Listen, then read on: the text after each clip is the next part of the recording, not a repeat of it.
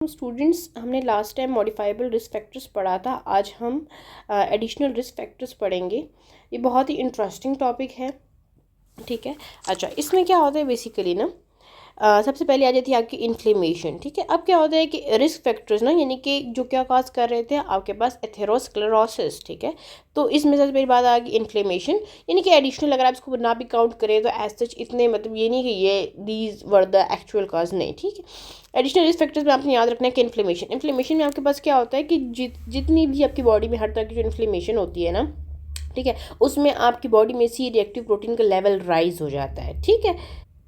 और आपको पता है आपकी बॉडी में जब जब आपकी इन्फ्लेमेशन होगी, ठीक है, एंडोथेलियल सेल्स डैमेज होंगे। एंडोथेलियल सेल्स डैमेज हो रहे हैं इन्फ्लेमेशन की वजह से। ठीक है। कोई इन्फेक्शन की वजह से आपको वास्कुलाइटिस होगी, आपके एंडोथेलियल सेल्स डैमेज हो गए, तो जाहिर सी बात है वही सारे जो है इंटिमा के अंदर सारे आपके पास वो लिम्फोसाइट्स, फोम सेल्स, मैक्रोफेजेस, वो सारे अंदर आने शुरू हो जाएंगे। लिपिड्स वगैरह तो सारे वो क्या बनाएंगे, एथेरोस्क्लेरोटिक प्लेक। तो इन्फ्लेमेशन इस तरह की कॉज होगी। ठीक है। अच्छा, ऐसी रिएक्टिव प्रोटीन जो है बहुत इंटरेस्टिंग सी चीज़ है। इसमें ये होता है कि बनती तो ये लिवर से है। ठीक है। लिवर इसको बनाता है।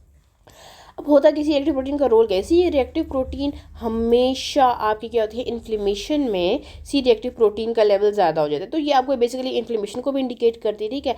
बट सी रिएक्टिव प्रोटीन के और भी बहुत सारे रोल्स हैं। ठीक है। जैसे कि मैं आपको बताऊं, जैसे कि आपको कोई भी इन्फेक्शन हो गया है, ठीक है, आपको स्ट्रोक हुआ है, कोई भी आर्टेरियल डिजीज़ है, या आपको सडन कार्डियक डेथ है, आपको इन सब केसेस में सी रिएक्टिव प्रोटीन का लेवल ज़्यादा होता है। ठीक है। होता क्या है कि जो सी रिएक्टिव प्रोटीन है, आपको आपको एम आई हुआ है, एम आई के फर्स्ट 6 आवर्स में अगर सी रिएक्टिव प्रोटीन का लेवल्स रेज रहा, ठीक है, तो इसका मतलब ये कि आपकी मोर्टेलिटी की तरफ आप जा सकते हैं। ठीक है। अब आप ये सोच रहे होंगे कि एम आई का सी रिएक्टिव प्रोटीन से क्या काम है, क्योंकि आपको पता है जब आपका एम आई आता है तो आपका कोई भी हार्ट है, ठीक है, और हार्ट के जो सप्लाई कर रही है, और वो आर्टरी जो स्टीनोज हो गया है या प्लेक की वजह से बंद हो गई है, तो जाहिर सी बात है यहाँ से एरिया को सप्लाई नहीं मिल रही। एरिया क्या होगा, हाइपोक्सिया होगा, उस एरिया में इस्कीमिया होगा, उस एरिया में नेक्रोसिस होने शुरू हो जाएगी। नेक्रोसिस मतलब ये नहीं कि वहाँ पे इन्फ्लेमेशन होगी, इन्फ्लेमेटरी सेल्स वगैरह सब आएंगे क्लीन ऑफ करने के लिए, हर चीज़ करने के लिए।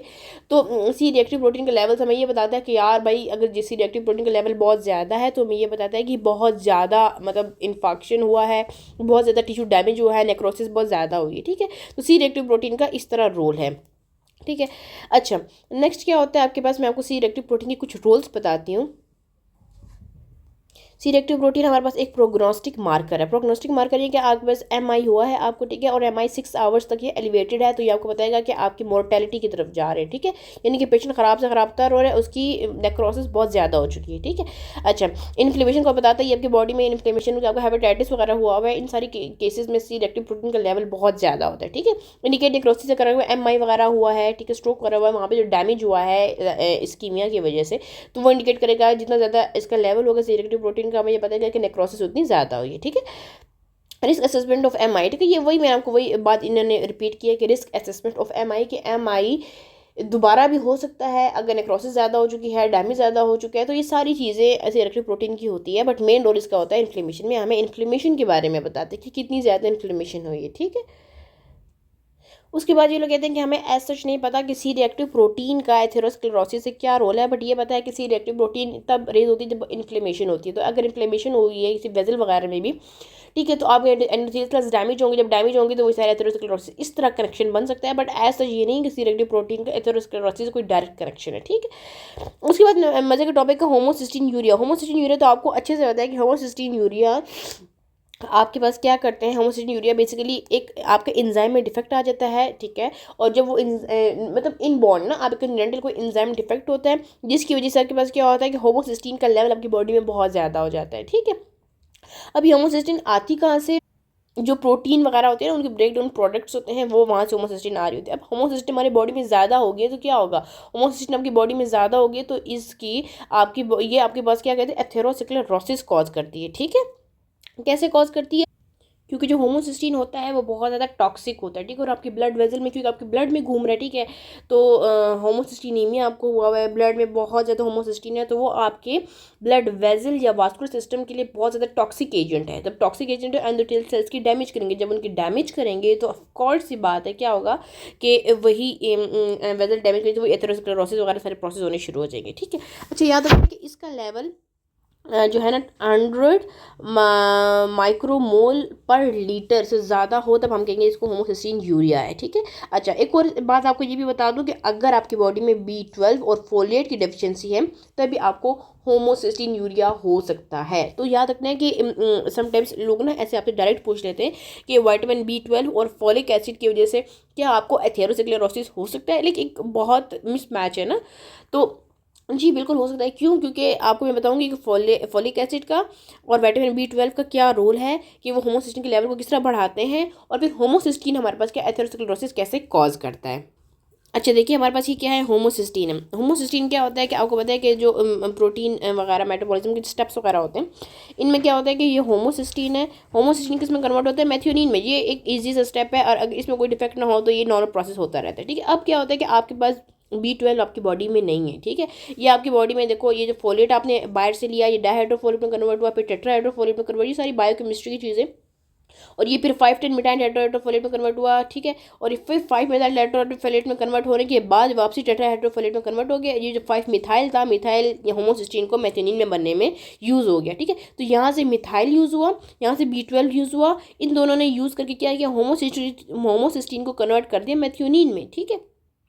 तो एज अ रिजल्ट हमारे पास क्या हुआ, एज अ रिजल्ट हमारे पास ये हुआ कि जो है वो होमोसिस्टीन यूटिलाइज होते हैं, होमोसिस्टीन का लेवल रेज नहीं हुआ। अब क्या होता है कि आपके पास यहाँ से अगर फोलेट ही नहीं आ रहा, ठीक है, जब आपके पास यहाँ से फोलेट ही नहीं है तो ऑफकोर्स सी बात है यहाँ पे 5 मिथाइल टेट्राहाइड्रोफोलेट नहीं बनेगा। जब ये नहीं बनेगा तो जाहिर सी बात है कि यहाँ पे मिथाइल इसको जाएगा नहीं। जब मिथाइल यहाँ पे मौजूद नहीं होगा होमोसिस्टीन को मैथ्योनिन में कन्वर्ट करने के लिए, तो मेथाइल जब नहीं होगा तो जाहिर सी बात है होमोसिस्टीन इधर ही रुक जाएगा, ये स्टेप यहाँ पर ब्लॉक हो जाएगा, ठीक है। ये स्टेप यहाँ पर ब्लॉक हो जाएगा तो ये आगे नहीं बढ़ेगा, ठीक है, क्योंकि B12 और फॉलिक एसिड का इस तरह रोल है। तो जब ये आगे नहीं बढ़ेगा तो होमोसिस्टीन के लेवल्स आपके पास क्या हो जाएंगे, रेज हो जाएंगे। जब होमोसिस्टीन के लेवल रेज हो जाएंगे तो होमोसिस्टीनीमिया हो जाएगा, और ये होमोसिस्टीन आपके पास क्या कॉज करेगा, आपकी वास्कुलर डिजीज, टॉक्सिक, बहुत ज़्यादा टॉक्सिक होता है, आपकी ब्लड वेजल्स को डैमेज करता है, और इसके रिजल्ट में बाद में लेटर ऑन आपकी वेजल्स इतनी डैमेज हो जाएंगी कि आपको एथेरोस्क्लेरोसिस होने के चांसेस होंगे, ठीक है।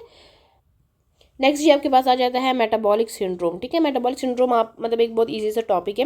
इसमें आपको ये पता नहीं है कि आपकी कोई मेटाबॉलिक सिंड्रोम में यही आता है, आपको हाइपरटेंशन हो सकती है या आपको डायबिटीज़ हो सकती है, ठीक है। अब क्या होता है कि आपको डायबिटीज़ होगी, जब डायबिटीज़ होगी तो आपको क्या, आपको इंसुलिन रेजिस्टेंस होगा। अब इंसुलिन रेजिस्टेंस का एथेरोस्क्लेरोसिस से क्या कनेक्शन है, एथेरोस्क्लेरोसिस का ये कनेक्शन है कि इंसुलिन रेजिस्टेंस होगी तो आपकी बॉडी ग्लूकोज यूटिलाइज नहीं करी, तो आपकी बॉडी में जितनी भी एडिपोज टिश्यू है या भी जो भी फैट है उसकी लाइपोलिसिस करेगी। जब लाइपोलिसिस करेगी, ठीक है, तो वो लाइपोलिसिस से ये होगा कि वो आपके फैटी एसिड आपके ब्लड में आ जाएंगे। जब आपके ब्लड में आ जाएंगे तो जाहिर सी बात है ट्राइग्लिसराइड्स वगैरह इन सब के लेवल ज़्यादा हो जाएंगे, क्योंकि फैटी एसिड ग्लिसरॉल सारे मिलकर ट्राइग्लिसराइड बनाते हैं। जब इन सब के लेवल ज़्यादा हो जाएंगे तो एज अ रिजल्ट आपकी बॉडी में लिपिड की, आपके ब्लड वेसल्स में लिपिड की डेपोजिशन होनी शुरू होगी। जब लिपिड की डेपोजिशन शुरू हो जाएगी वही एथेरोस्क्लेरोसिस होगा आपको, ठीक है। तो एज अ रिजल्ट जब आप जो भी पेशेंट्स होते हैं जिनको डायबिटीज़ होती है, ठीक है, और तो उनमें क्या होता है, बेसिकली एक एंजाइम होता है हार्मोन सेंसिटिव लाइपेज, ठीक है, वो इंसुलिन डिपेंडेंट होता है। अब वो हार्मोन सेंसिटिव लाइपेज जो है ना वो इंसुलिन डिपेंडेंट होता है। अब इंसुलिन काम नहीं कर रही है तो क्या होगा,